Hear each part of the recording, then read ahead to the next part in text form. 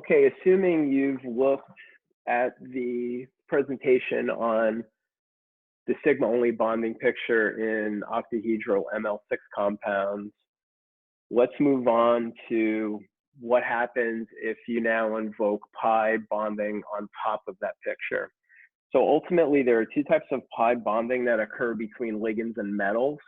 And you can have metal to ligand pi bonding as well as ligand to metal pi bonding.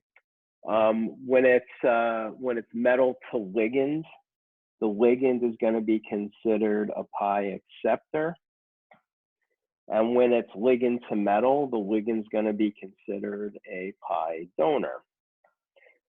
So let's focus only on these specific types of pi bonding interactions that we're gonna see. So we'll start with the pi acceptor concept. So one of the classic strong field ligands that are known is cyanide, and on the right is the molecular orbital picture of cyanide that we actually developed in this class early on when we described molecular orbital theory. But the only important things to really consider here are that the HOMO basically in this molecule is going to be the lone pair that's on the cyanide. And it's actually on carbon primarily, and that's going to be the sigma bonding. And you can see that that's the HOMO in the cyanide molecular orbital picture. Now that's the ligand itself. And then notice that the LUMO in the same picture are actually pi star in nature, but they're empty. And that kind of sets you up right there for this metal ligand sort of pi back bonding concept that we're gonna discuss, is that we're gonna use these empty orbitals to accept pi electron density from the metal itself. So what we basically have is the ligand HOMO, as I showed you down here, is that lone pair that sits here. And then the pi bonding electron pair acceptor of this cyanide is going to basically be the d orbitals of the right symmetry from the metal center itself. And then, of course, once you do this, you're going to make bonding and anti-bonding combinations again. And this is an important point to bring up right now. Remember, pi star in this picture here is with respect to the carbon nitrogen triple bond. So it's speaking about an anti-bonding interaction in the ligand itself. So this is a ligand localized picture. So if you populate these pi star orbitals, you will break one of those pi bonds in the ligand itself. And that weakens, obviously, the bond, and then its vibrational frequency would correspondingly decrease in energy. So this is a good way to measure the extent of pi back bonding. Is going to be using vibrational spectroscopy, but that's a subject for a different day. And then the pi bonding that ultimately results from all of this is going to be metal to ligand in nature, where it's really the metal d electrons to the ligand LUMO. So let's look at this in a little more detail, and let's talk about another strong field ligand, which is carbon monoxide. But in transition metal chemistry, this is simply called carbonyl.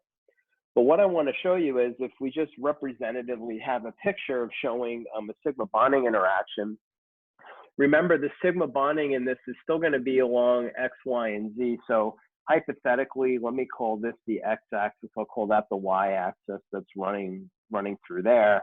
And you can kind of see that's simply the sigma interaction that's occurring between this carbonyl coming in and then with dx squared minus y squared. And that's the sigma from the sigma bonding picture we already spoke about. Now, if you would think about what the LUMO is on carbon monoxide, it's the same as cyanide. It's an empty pi star orbital. And you can kind of see the phasing pattern of this. Remember the corresponding pi orbital, if I use the same picture here, and assuming that the dark region is actually positive, we would have that type of picture between the carbon and the oxygen. So that would be pi, and obviously this is the pi star orbital.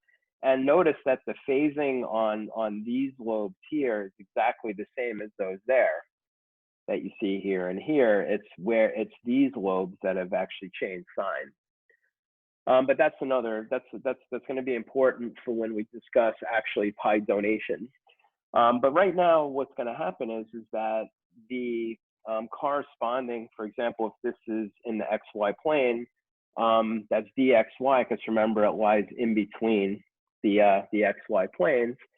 That interaction with the antibonding orbital of carbon monoxide is then going to slightly break that carbon oxygen triple bond, and it makes it sort of closer to like what you'd see with a carbon oxygen double bond. It's sort of maybe more like about 2.5 bond order if you can, kind of draw it with a line vector. But this is conceptually what actually happens in the orbital interaction. So you see you get the sigma donation of the lone pair. So that means this is a sigma donor. But then what it's doing is accepting pi density. So it's a pi acceptor. Okay. What does that do to the energies of the d orbitals? And that's all we really need to conclude is what's going to happen. Well, if we have, for this example, let's pretend that this is now chromium 3+, so that would be a 3d3 electron configuration. So that puts 3 of the d electrons into the 2Tg orbital set. Now, remember what we said when we did the sigma only picture. The T2G orbitals on the metal are actually pi symmetry. And remember the EGs were sigma symmetry. So now guess what happens? We have now the sigma only picture, which I can kind of box in here. So that was like from the assumptions that we did earlier. And then what we're going to do is introduce the pi bonding on top of this picture. So now what does that do? Well, now we have a symmetry match between the ligand pi star orbitals and the metal-based T2G orbitals. And what is that going to do? Well, it makes bonding and anti-bonding combinations. And of course, what does that necessarily do? When you have a pi acceptor, it actually drives down and stabilizes the energies of the corresponding T2G orbitals because of that new bonding interaction that's been created as a result of this interaction. And this is called metal to ligand pi back bonding. So that's the actual verbiage, is pi back bonding. And it's because it's basically metal d electron density is getting placed into the pi star orbitals of the ligand itself. And what does that do? It strengthens the metal ligand bonds, but then it weakens the bonds within the ligand itself. And then sometimes that bond weakening sets the ligand up for doing chemistry with other entering reagents that you might be using. But then the ultimate thing that happens here is the T2Gs are now stabilized with respect to the sigma only picture. And that stabilization means that the value of del O increases when you have metal to ligand pi back bonding. And then, of course, that increase in del O is a consequence of lowering those T2G orbitals, or those T2G molecular orbital energies. And then that's one of the reasons why cyanide as well as CO are effectively strong field ligands. So effectively, pi acceptors make the strongest field ligands. Now let's switch the picture. What happens if we have now ligand to metal pi bonding, where now the ligand is actually acting as a pi donor? So what acts as pi donors? Well, classic examples are the halogens. And remember, fluoride is one of the worst or weakest field ligands there is to use. And the reason why is simply stated that it has filled pi orbitals. So remember, those are just the lone pair p orbitals that are associated with the fluoride ion. They still have pi symmetry. And those are able to interact with the T2G orbitals that are on the metal. And then what's the net result of that? Well, again, you'll make bonding and anti-bonding combinations from that. But now what's going to happen is the ligand is donating the electrons. So you're actually making strong pi bonds of the metal with the ligands. That's what this is representing down here. But then as a consequence to that, you end up destabilizing the T2G orbital set by the fact that you put in a pi donor. It actually drives up and destabilizes the molecular orbital energies of the d electrons that have the same symmetry match. So you can see the picture here is just showing you that the T2G orbitals become destabilized. And what does that do? Well, that compresses the value of del O, telling you now that that fluoride is actually a weak field ligand because of the consequence of the pi bonding is actually destabilizing the energetics of the d orbitals. And then because it's a weak field ligand, we know that we're going to get smaller values of del O, and then that's going to favor high spin configurations. So putting it all together, and this is just literally repeating what I just said, but the only thing you really have to keep in mind here is look what happens between sigma only T2G when you have pi acceptors. Remember, pi acceptors drives down the energy of the T2G orbitals. And remember that when you have a pi donor, which is what's happening on the right side of this picture, you're actually destabilizing the energies of the T2G orbitals. So you can kind of think about this in terms of the alphabet. The lower down you go on the chart, the earlier in the alphabet it becomes, and obviously A is before D, and that's a good way to remember it, is A stabilizes and D destabilizes. And if you prefer, when you have a pi donor, it destabilizes the T2G orbital set. And as a net result of this, donors have basically weak field configurations, and pi acceptor ligands have strong field configurations. And then you can see the consequence of this. And then right in the middle of this whole thing is basically when you have sigma only interactions. And we've seen that before. What are sigma only interactions? For example, when you have effectively, when you use amine as a ligand, that has only sigma only interactions. That's why it's in the middle of the spectrochemical series. And that's why over here, CO and CN are on the way left side of the spectrochemical series, and the halogens are sort of way over here on that side of on the weak field side of the spectrochemical series. Okay, so then if we put the whole thing together, sigma and pi, looking at every possible configuration. So this is the sigma only picture. I'm not going to repeat this, but remember del O here is a net result of the fact that you're only considering sigma only interactions. And in the sigma only picture, the only thing that actually changes the ligand field strength is the interaction of the EG ligand-based orbital set with the EG orbitals on the metal. Now, if you change the picture, what will change? Well, now we add the pi interaction. So here's what happens if you have a pi donor.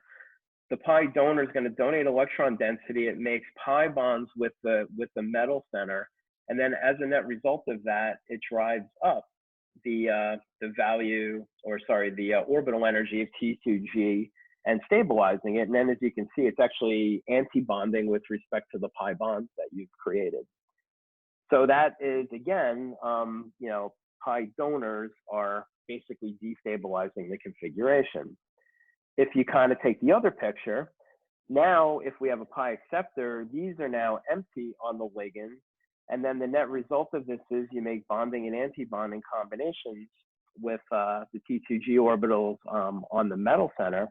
But the net result of doing that is that it actually stabilizes the T2G orbital set, and then that increases del O with respect to the sigma only picture.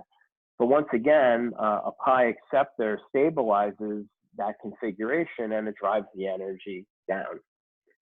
And that's pretty much the whole picture of what all of this does when you're combining together ligands and metals. But the key thing to really recognize here is pi donor ligands have filled pi symmetry orbitals that can donate to the metal center. And then pi accepting ligands are always doing the accepting through the pi star orbitals.